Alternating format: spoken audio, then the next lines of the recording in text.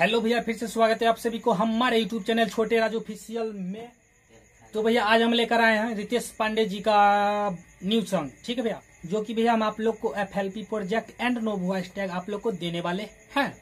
तो भैया आप लोग जो है वीडियो को शुरू से लेके एंड तक देखिएगा। वीडियो में आप लोग को यानी कि सॉन्ग में आप लोग को भैया बहुत ही मजा आने वाला है, ठीक है भैया। तो भैया सॉन्ग का नाम हो गया पप्पी सॉन्ग, जी ओढ़निया उठा के दे दो पप्पी, ठीक है भैया। तो न्यू सॉन्ग जो है भैया काफी मस्त और सुंदर सॉन्ग लग रहा है सुनने में भैया, काफी अच्छा लग रहा है सुनने में, ठीक है भैया। तो आप लोग भैया देख लीजिएगा कि कौन स्टाइल में जो है हम डीजे मिक्सिंग किए हुए हैं, ठीक है।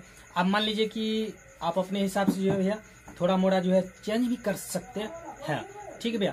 तो इसका भैया पहला पासपोर्ट हो जाएगा 41, उसके बाद भैया आप लोग को वीडियो में मिलेगा, ठीक है भैया। तो यही सॉन्ग था भैया, देख लीजिएगा, ठीक है। रितेश पांडे जी का है न्यू सॉन्ग। तो आप लोग भैया जो है वीडियो को फटाफट से लाइक कर लीजिएगा, ठीक है भैया। जो भी हमारे चैनल पे न्यू है वो हमारे भैया हमारे चैनल को सब्सक्राइब कर लीजिएगा और बेल आइकन घंटी को ऑन कर दीजिएगा। तो चलिए भैया देर न करते हुए चलते हैं हम अपने कंप्यूटर स्क्रीन पे। मिक्स बार